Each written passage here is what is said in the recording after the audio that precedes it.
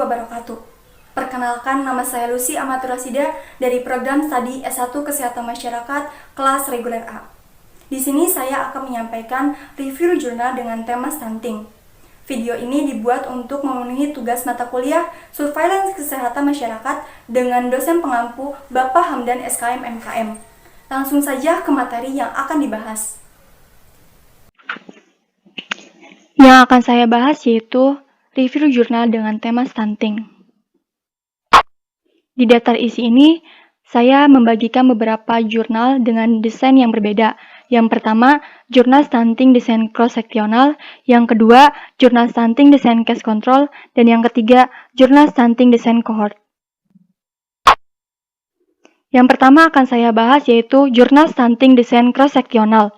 Dengan judul jurnal yaitu Waktu Pemberian Makanan Pendamping ASI atau MPASI berhubungan dengan kejadian stunting anak usia 6-23 bulan di Kecamatan Sedayu.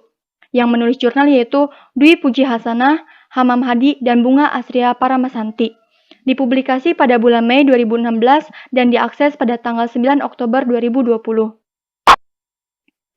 Di latar belakang jurnal ini terdapat isi yaitu terjadinya stunting pada balita seringkali tidak disadari, dan setelah 2 tahun baru terlihat ternyata balita tersebut pendek. Sebesar 18,08% balita di Kabupaten Bantul menderita stunting. Tujuan dari jurnal ini yaitu untuk mengetahui hubungan antara waktu memulai pemberian serta jumlah asupan energi dan protein dari MPASI dengan kejadian stunting pada anak usia 6-23 bulan di Kecamatan Sedayu. Sampel atau populasi dari jurnal ini dibutuhkan sebanyak 190 anak usia 6-23 bulan. Metode yang digunakan dalam jurnal ini yaitu penelitian observasional dengan desain studi cross-seksional. Hasilnya menunjukkan bahwa waktu pertama kali pemberian MPASI berhubungan signifikan dengan kejadian stunting. Asupan energi dan protein tidak berhubungan dengan kejadian stunting. Masuk saja langsung ke pembahasan yaitu waktu memulai pemberian MPASI anak usia 6-23 bulan dibagi menjadi 2 kategori, yaitu sesuai dan tidak sesuai. Kategori waktu pemberian MPASI yang sesuai adalah usia 6 bulan 29 hari dan kategori waktu pemberian MPASI tidak sesuai adalah usia 6 bulan. Kesimpulan dari jurnal ini yaitu riwayat waktu memulai pemberian MPASI berhubungan secara signifikan dengan kejadian stunting dan memiliki resiko 2,8 kali menjadi stunting pada anak usia 6-23 bulan di Kecamatan Sedayu. Saran atau masukan untuk jurnal ini yaitu sebaiknya edukasi kesehatan untuk semua wanita usia subur atau WUS agar dapat lebih memahami mengenai pentingnya menjaga status gizinya agar melahirkan bayi yang sehat nantinya. Dan yang kedua yaitu perlu ditambahkan mengenai hubungan antara asupan zat gizi mikro dengan stunting. Kelebihan dari jurnal ini yaitu variabel yang ada dijelaskan dengan teori yang relevan. Jurnal ini mampu memberikan suatu informasi mengenai waktu pemberian makanan pendamping ASI atau MPASI pada anak usia 6-23 bulan. Penggunaan kata dalam jurnal ini sudah tepat dan baku. Kekurangan dari jurnal ini yaitu dalam penelitian ini tidak dijelaskan manfaat penelitian secara detail, dan yang kedua tidak menjelaskan mengapa peneliti memilih desain studi cross-seksional. Perbandingan metode yang cocok untuk penelitian selanjutnya yaitu lebih baik menggunakan penelitian analitik observasional dengan rancangan penelitian kasus kontrol. Yang kedua akan saya bahas terkait jurnal stunting dengan desain studi case control. Judul jurnal yaitu Faktor Sosiodemografi dan Tinggi Badan Orang Tua serta hubungannya dengan kejadian stunting pada balita usia 6-23 bulan. Yang menulis jurnal yaitu Nur Afia Amin dan Madarina Julia. Dipublikasi pada bulan September 2014 dan diakses pada tanggal 9 Oktober 2020. Latar belakang dari jurnal ini yaitu stunting merupakan gangguan pertumbuhan linier yang ditunjukkan dengan nilai skor Z TB/U kurang dari min 2 SD. Faktor sosial demografi meliputi pendapatan yang rendah, pendidikan orang tua yang rendah, dan jumlah anggota dalam rumah tangga secara tidak langsung juga berhubungan dengan kejadian stunting. Tinggi badan orang tua juga berkaitan dengan kejadian stunting. Tujuan dari jurnal ini yaitu untuk mengetahui faktor sosiodemografi dan tinggi badan orang tua sebagai faktor resiko kejadian stunting pada balita usia 6-23 bulan di Kecamatan Sedayu, Bantul, Yogyakarta. Sampel atau populasi dari jurnal ini yaitu dibutuhkan sebanyak 252 balita usia 6-23 bulan.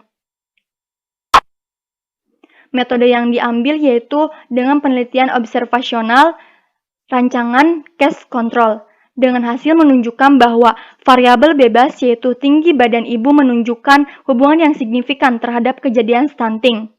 Pembahasannya yaitu hubungan pendidikan orang tua dengan kejadian stunting, hubungan pekerjaan orang tua dengan kejadian stunting, hubungan pendapatan keluarga dengan kejadian stunting, dan hubungan jumlah anggota keluarga dengan kejadian stunting ini menunjukkan nilai yang berbeda, di mana tidak ada hubungan yang bermakna antara jumlah anggota keluarga dengan kejadian stunting ini. Berbeda dengan hubungan tinggi badan orang tua dengan kejadian stunting menunjukkan bahwa anak yang dilahirkan oleh ibu yang pendek memperbesar peluang anak tumbuh menjadi stunting. Dan variabel luar penyebab stunting ini dengan masalah BBLR tidak terlepas dari salah satu faktor penyebab masalah stunting. Anak yang terlahir BBLR berisiko untuk menjadi stunting nantinya. Kesimpulan dari jurnal ini yaitu tidak ada hubungan yang signifikan dari beberapa faktor tersebut, kecuali faktor hubungan tinggi badan ibu dan variabel bebas yang menyebabkan stunting. Saran atau masukan untuk jurnal ini sebaiknya yaitu 1. Edukasi kesehatan untuk semua wanita usia subur agar lebih memahami pentingnya menjaga status gizi agar melahirkan bayi yang sehat. Yang kedua, selain itu, pentingnya pemahaman ASI eksklusif sejak lahir sampai berusia 6 bulan dan terus diberikan sampai usia 24 bulan agar anak yang lahir tidak berisiko stunting. Kelebihan dari jurnal ini yaitu 1. Variabel yang ada dijelaskan dengan teori tambahan yang relevan. Yang kedua, tujuan yang ingin disampaikan sudah sesuai dengan pengambilan judul jurnal. Yang ketiga, pembahasan yang sangat jelas dan terperinci. Sedangkan kekurangannya yaitu tidak dijelaskan faktor-faktor penyebab stunting secara terperinci dan tidak menjelaskan mengapa penelitian memilih desain studi case control. Selanjutnya yaitu perbandingan metode yang cocok untuk penelitian selanjutnya yaitu lebih baik menggunakan desain studi cross-seksional. Yang terakhir yang akan saya bahas yaitu jurnal stunting dengan desain studi cohort. Dengan judul jurnal yaitu pengaruh faktor ibu dan pola menyusui terhadap stunting baduta 6-23 bulan di Kota Palu, Provinsi Sulawesi Tengah. Yang menulis jurnal yaitu Sumiati dan dipublikasi pada tahun 2017 dan diakses pada tanggal 10 Oktober 2020.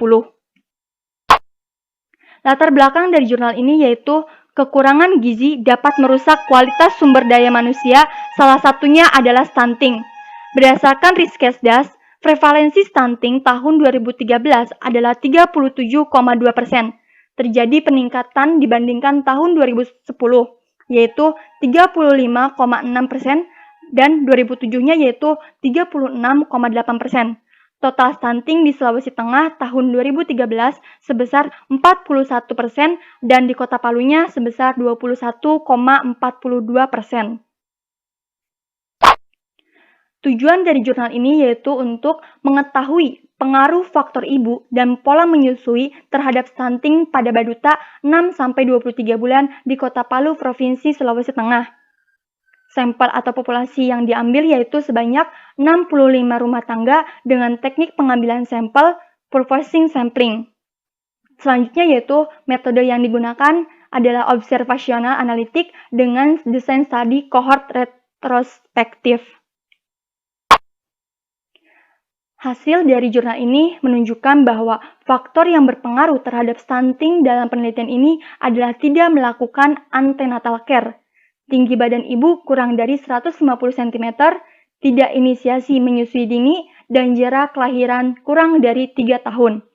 Pembahasannya yaitu antenatal care atau ANC adalah suatu pelayanan kebidanan kepada ibu hamil yang bertujuan untuk menjaga kesehatan ibu hamil dan memastikan kelahiran dapat berjalan normal yang minimal dilakukan 4 kali sebelum persalinan. Kesimpulan dari jurnal ini yaitu faktor ibu yang berpengaruh terhadap kejadian stunting pada anak usia 6-23 bulan di Kota Palu adalah tinggi badan ibu kurang dari 150 cm, sedangkan pola menyusu dan akses kesehatan yang berpengaruh terhadap kejadian stunting pada anak usia 6-23 bulan adalah tidak melakukan antenatal care, tidak menginisiasi menyusui dini, dan jarak kelahiran kurang dari 3 tahun. Saran atau masukannya yaitu peningkatan kualitas antenatal care dengan memperbaiki manajemen perencanaan, pengadaan, dan sebagainya. Pelayanan KB perlu ditingkatkan untuk mengatur jarak kelahiran dalam upaya pencegahan anak stunting di Kota Palu. Kelebihan dari jurnal ini yaitu banyak mencantumkan hasil-hasil penelitian sebelumnya terkait dalam judul jurnal. Banyak teori-teori tentang para peneliti, metode yang dilakukan sudah tepat dengan mengambil metode desain study cohort. Sedangkan kekurangannya yaitu dalam penelitian ini tidak adanya pembahasan yang membahas tentang pengaruh faktor ibu dan pola menyusui secara terperinci. Tidak disebutkan berapa lama pelaksanaan metode desain study cohort ini dilakukan. Dan yang terakhir, penulisan jurnal ini tidak teratur dan tidak sesuai dengan kaidah pembuatan jurnal. Perbandingan metode yang cocok untuk penelitian selanjutnya yaitu lebih baik menggunakan penelitian observasional analitik dengan desain case control.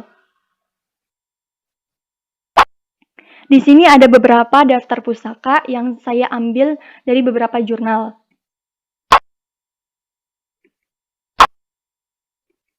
Terima kasih.